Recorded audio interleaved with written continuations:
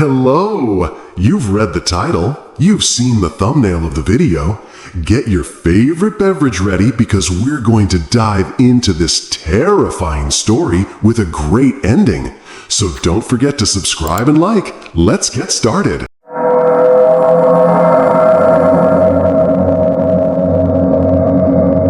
White was an 18-year-old, thin-bodied young man with deep eyes that held 1,000 stories. He lived in a small village, far from the hustle and bustle of the city, where everyone knew everyone. His life was simple enough, but he carried an old sadness in his heart that had never faded since he lost his mother as a young child. His father, a 60-year-old man with a tired face and calloused hands, had worked as a gravedigger since his youth. The work wasn't easy, but he had grown accustomed to his face being the last thing the dead saw before they were buried. He would often say to his son, "This cemetery, White, isn't just a place of death. It's a place of silence, a place where stories and secrets are buried." White grew up among these graves, sometimes playing beside them and then helping his father when he grew older. Their lives were not luxurious. They lived in a small house on the outskirts of the village with a sloping roof and cracked walls, but it was full of memories. Over time, Wyatt began accompanying his father to the cemetery daily. Holding the pickaxe by his side, he dug silently while his father recited short prayers in a low voice, as if speaking to the dead to reassure them before covering them with dirt. Despite the difficulty of the work, there was a strange harmony between them, as if the graves had brought them together more than they had separated. One quiet day, as the sun set and the sky turned a pale orange, his father felt exhausted and stopped digging. He sat on the edge of a half-dug grave, his hand on his chest, his breathing quickening. Wyatt ran toward him in alarm, but it was too quick for him to react. His father smiled a calm smile, then whispered in a low voice, "Son, finish what we started. This land will need you." He closed his eyes and never opened them again. Wyatt sat there amidst the silence of the cemetery, the wind rustling the leaves around him as if to comfort his heart. He didn't scream, he didn't cry aloud, but he sat beside his father's body until night fell, as if the entire cemetery stopped breathing in respect for that moment. The next day, the villagers buried the old digger in the spot where he had been digging his entire life. White stood alone, watching the dirt cover his father's body until he disappeared completely. He felt as if the cemetery had closed a door behind an entire phase of his life, only to open another unknown door. He returned home, an emptiness filling his chest. He no longer heard his father's voice in the morning, nor the sound of his footsteps in the corridor. But something inside him was urging him to return to the cemetery the next day. Perhaps it was to fulfill his father's wishes, or perhaps because that cemetery had become his only connection to life. From that day on, White became the new digger. He stood at the cemetery gate, his pick on his shoulder, looking at the graves stretching before him, as if looking into an unknown future, not knowing what fate had in store for him. His life was quiet, calm, like a long silence before the storm.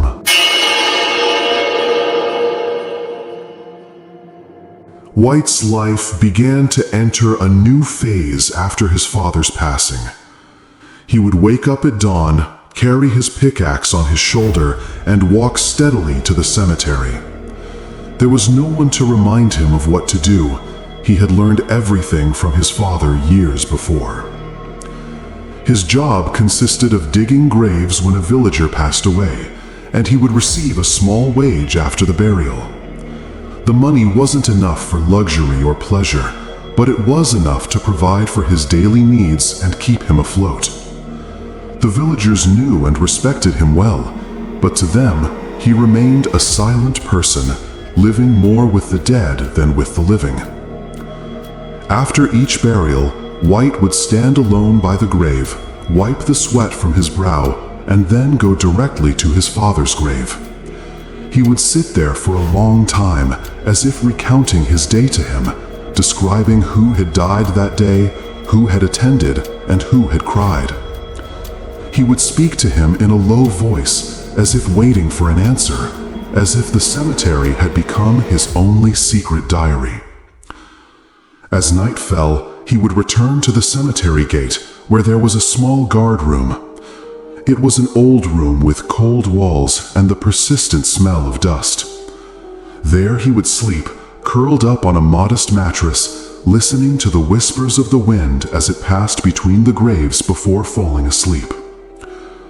One day, a woman from the village died in a sudden sandstorm on the outskirts. People came carrying her body at sunset, their faces filled with gloom. White silently dug her grave, his sweat mixing with the dirt until his face resembled a mask of dust.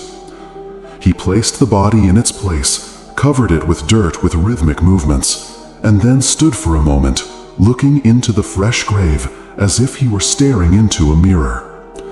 He prayed for her with the same words he used to say to everyone he buried, then returned to his father's grave and told him what had happened. Thus his days continued, monotonous and slow, until it seemed as if time had stopped within the walls of the cemetery. There were few surprises in his life. Only the dead came, graves opened, others closed. He thought this would be his destiny for the rest of his life, to live in quiet peace, taking his meager wages and being content with little. But fate had something else in store for him. One night, White made a small mistake that he never thought would change his entire life.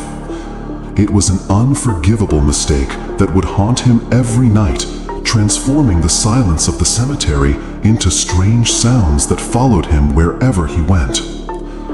Little did he know that this moment would be the beginning of the end of his inner peace, and that the graves he had dug would begin to reveal secrets he wasn't ready to hear. The night was unusually cold, and the moon was covered by dark clouds, obscuring its light.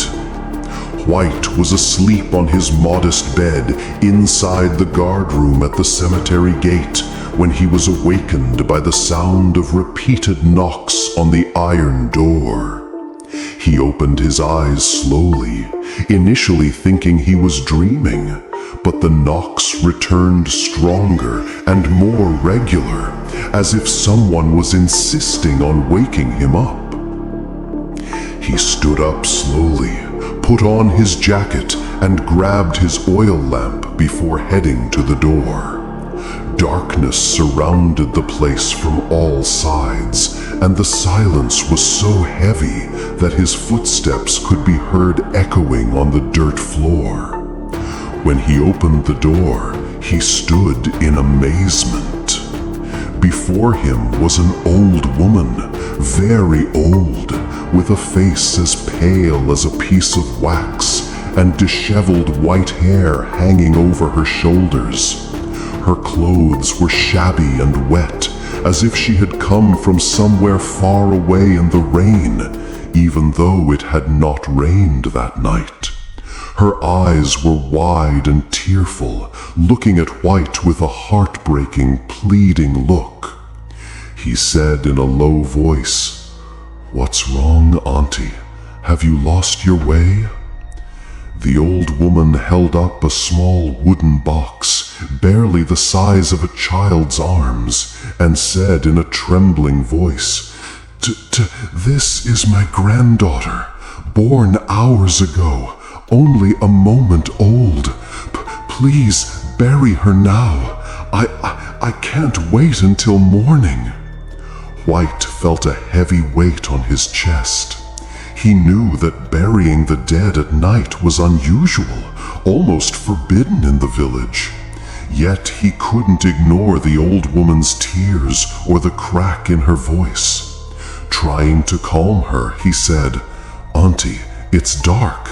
I can't bury anyone now. Come in the morning and I'll dig her a proper grave." But the old woman broke down in tears, beating her chest with her hands and repeating, "Please, I don't want my granddaughter to remain suspended between heaven and earth tonight. Bury her now." Wyatt hesitated for a moment, then felt a deep pity stir in his heart.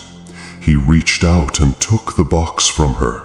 It was strangely light, so light that he felt it was almost empty, but he didn't comment. He motioned for the old woman to wait outside the cemetery and walked in with quick steps, carrying the box in his arms. He chose a remote corner of the cemetery where the ground was soft and easy to dig. He began to dig his pick into the dirt, sweat dripping from his forehead despite the cold night. The silence was eerie, with only the sound of the pick hitting the ground and his own rapid breathing.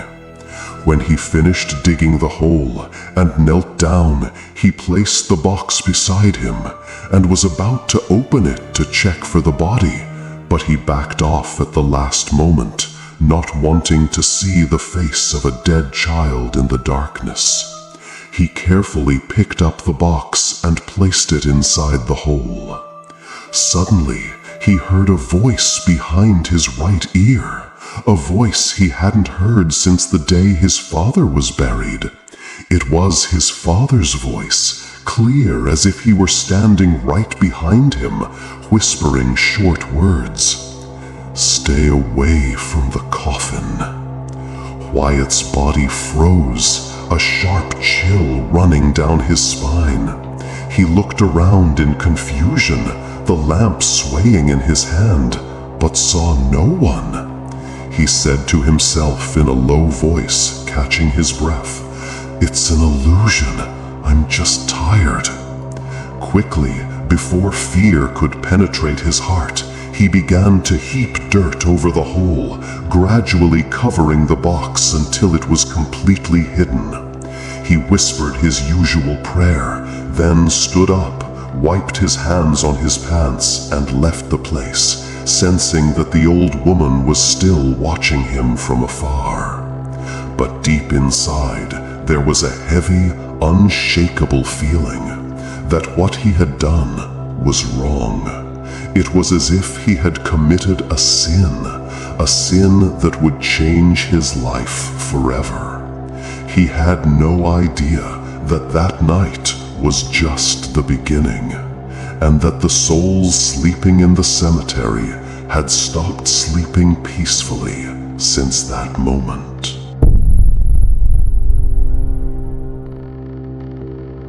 After White finished burying the small coffin that night, he returned to the guardhouse feeling unusually tired. The night was strangely quiet. Even the crickets seemed to have stopped singing. He sat up on his bed, tried to put what had happened out of his mind, and closed his eyes. But the sleep he fell upon was unlike any he had ever known. He saw himself standing in the middle of the cemetery, the graves around him cracking and crackling, thick black smoke pouring from them as if from some underground hell. Suddenly, he began to hear human screams, unbearable cries of pain and agony, as if all the souls were screaming at once.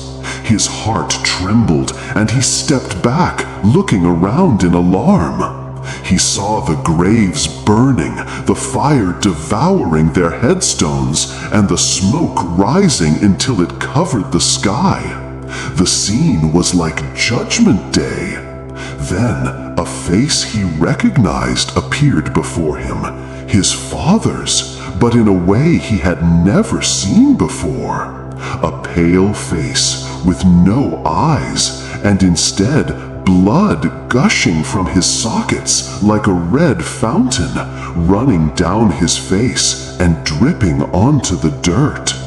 The father said in a hoarse voice that shook the place, "Why are you torturing us, Wyatt?"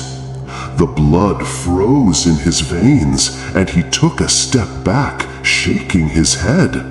I didn't do anything." But his father's voice grew louder, and then other voices joined in. Dozens, hundreds of voices from every grave, all screaming together.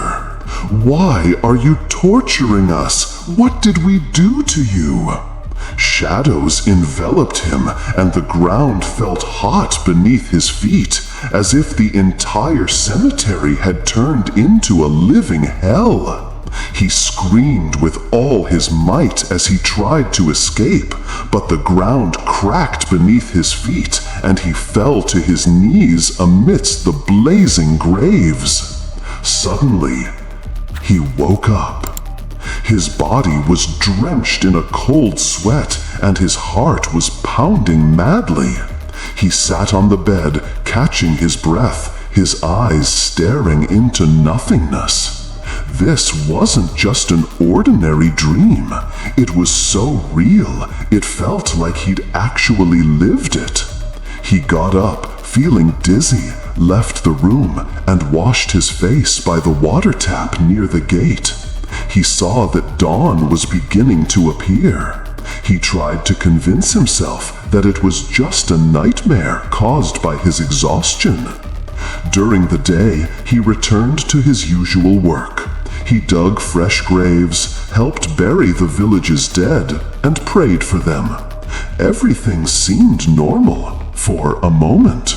But each time he threw the last handful of dirt onto the grave, he heard muffled whispers, like a long moan. Sometimes he heard a man screaming, sometimes a woman crying, and then everything suddenly disappeared, and silence returned, as if nothing had happened. Wyatt stood bewildered in the middle of the cemetery, looking at the headstones around him and whispering to himself, "What is happening to me? Am I going crazy?" He didn't know that those voices weren't just illusions. Spirits were screaming from beyond the dust, tormented since that night, and the cause was the small coffin he had buried with his own hands.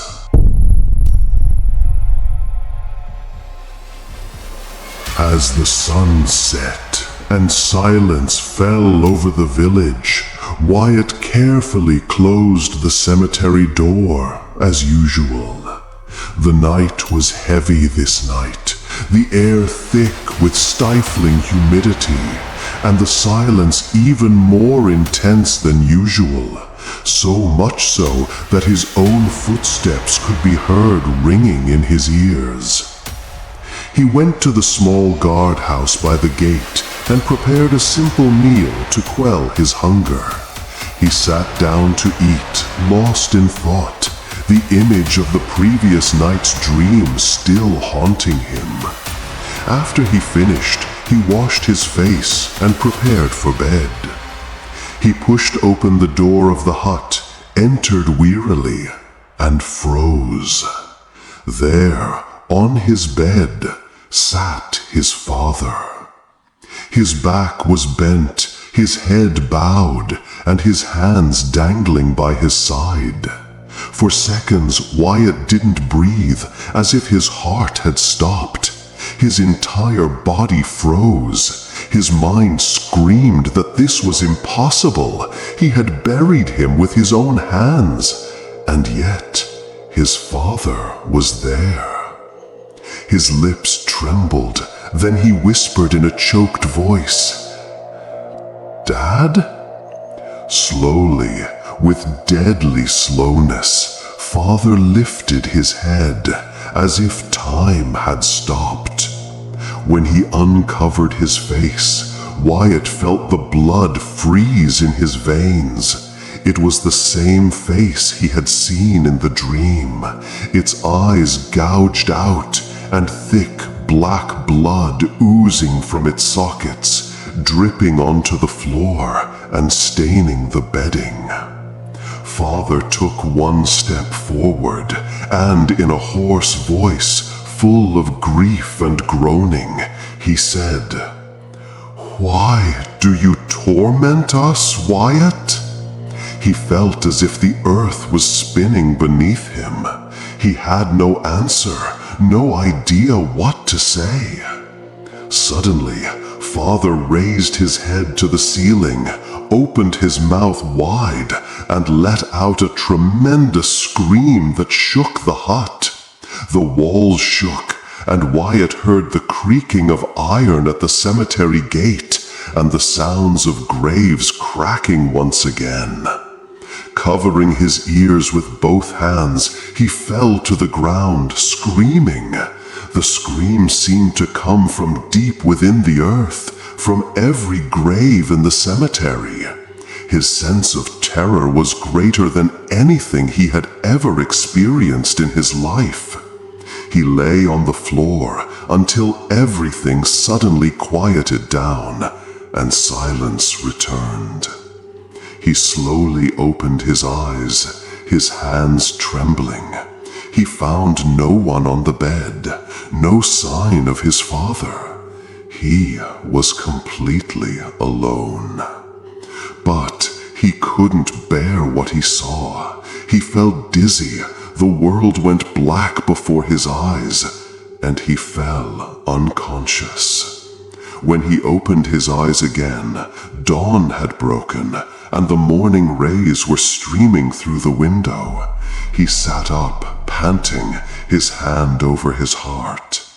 He didn't know if what he had seen was real or imaginary, but the smell of blood still lingered in his nose, and sweat covered his entire body. He felt that something was moving in this cemetery, something that didn't want to let him sleep peacefully anymore.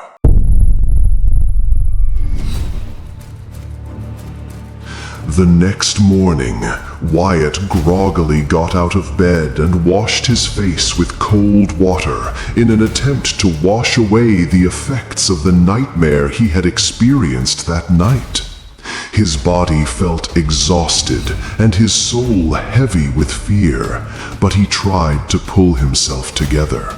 He headed to the cemetery early, waiting for the dead to arrive so he could bury them as usual. However, this day was different. No one arrived, and no bodies were brought. The place was eerily silent, as if the entire village had fallen into a deep sleep. Wyatt sat on the ground near his father's grave, leaning his back against the headstone, and let out a long sigh before falling asleep. Moments later, he heard an angry voice, his father's own voice, screaming in his ear as if standing beside him. "We told you to stay away from that little coffin."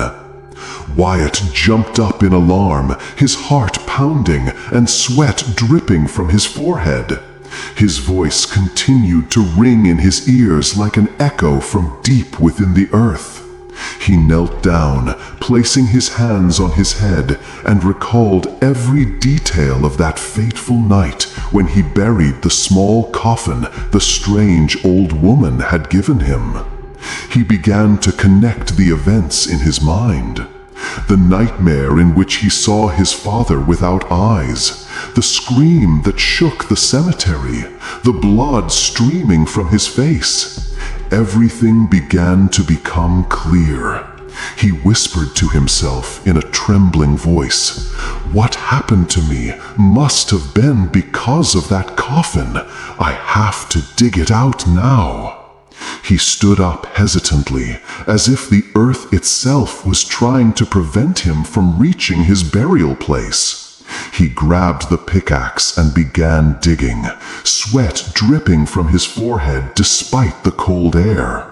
He continued digging until noon, until the edges of the small coffin appeared. He pulled it out from the earth, the dirt sticking to its old wood, as if trying to cling to it and prevent it from escaping. Wyatt sat on his knees, panting as he stared at the coffin. His hand trembled as he reached for the lid. He opened it so slowly that his heart nearly stopped in terror. There, inside the coffin, he saw a small, dead kitten, its body stiff and its mouth sewn shut with thick black thread.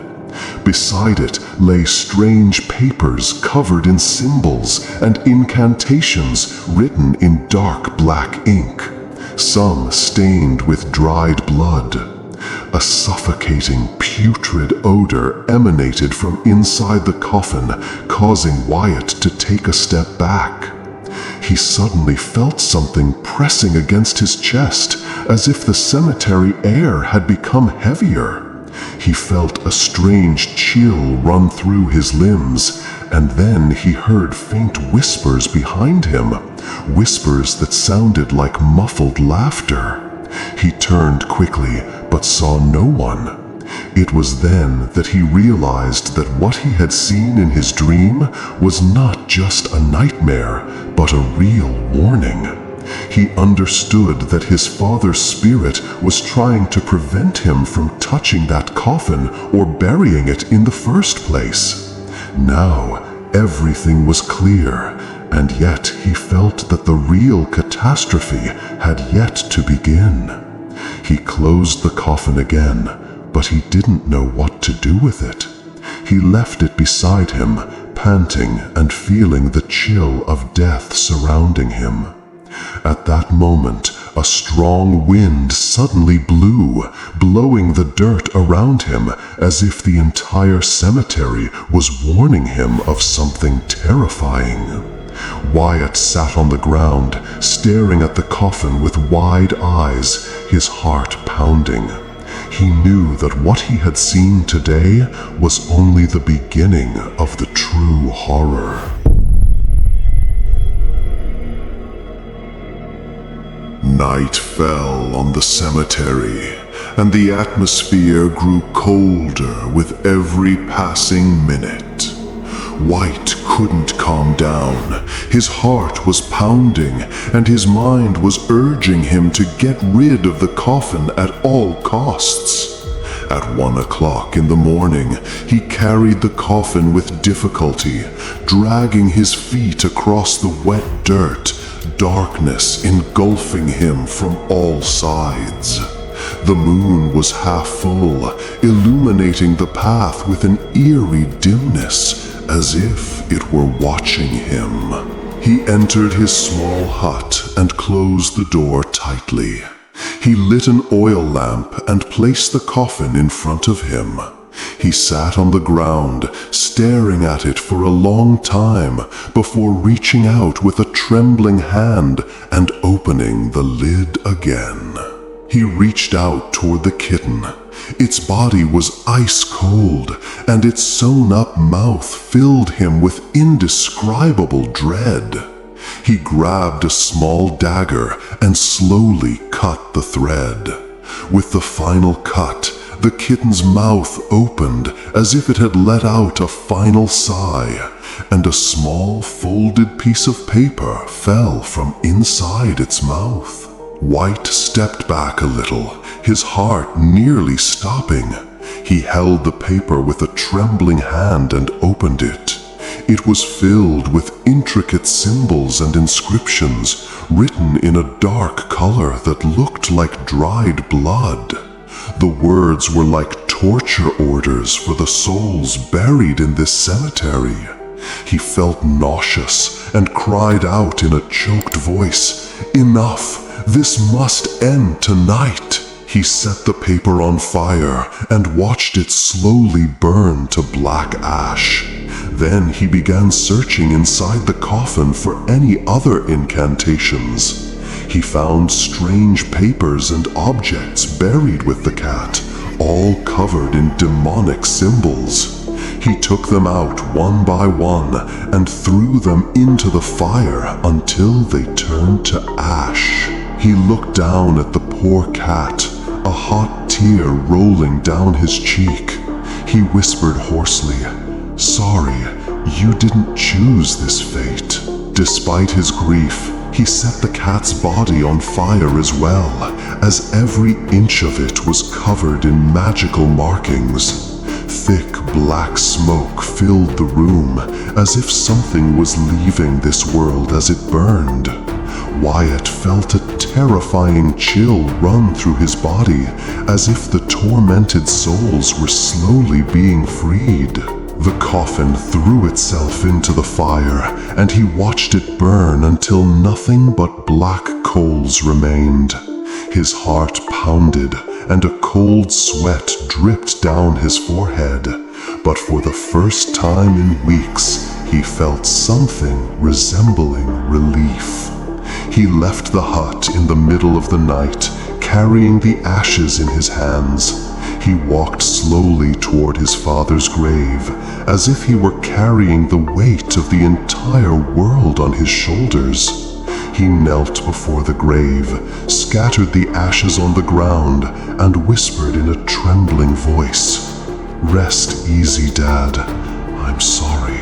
I didn't know what I did was tormenting you and them all." He felt there until dawn began to appear.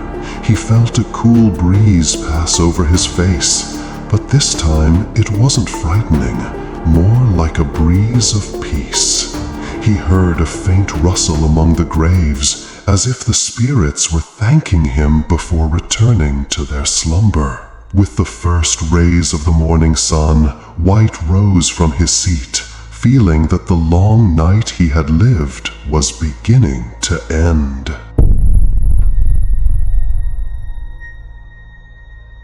White woke up with the first rays of the sun, his eyes tired from staying up late and tears, but his heart much lighter than the day before.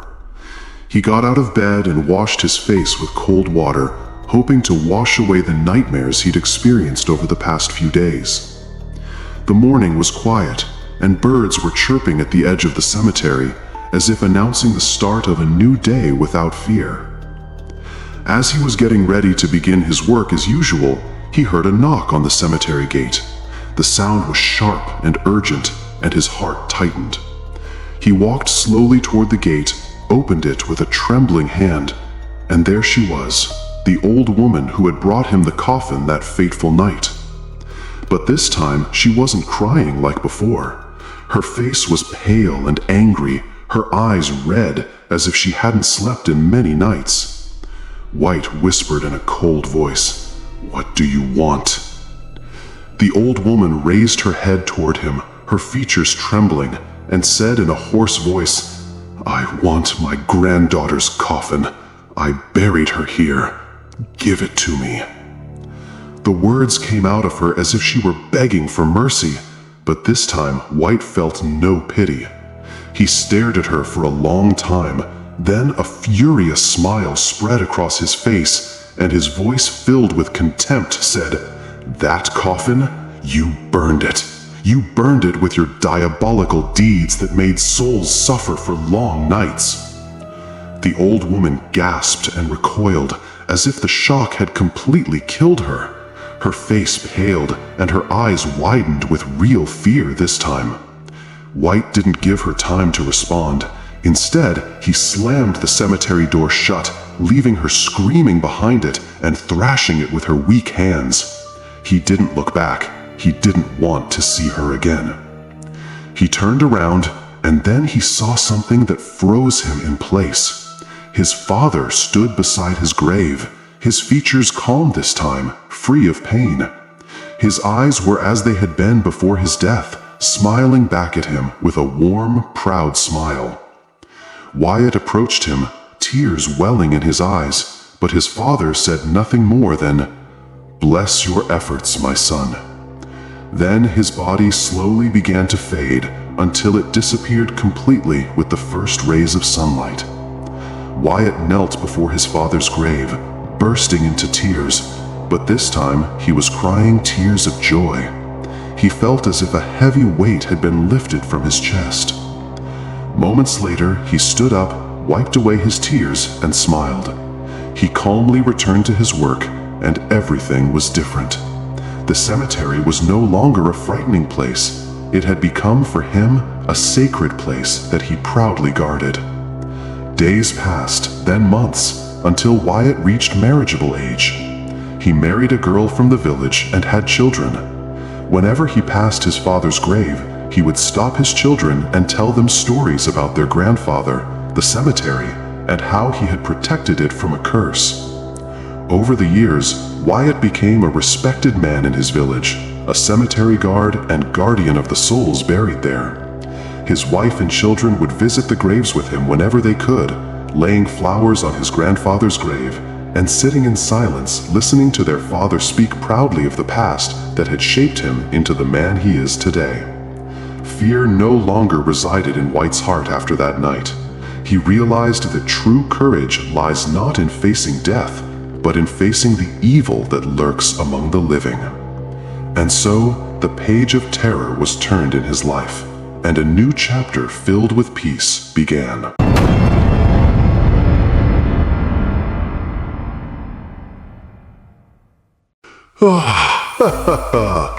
If you enjoyed this story and it gave you goosebumps, don't forget to click the like button and subscribe to the channel to receive all the latest terrifying horror stories.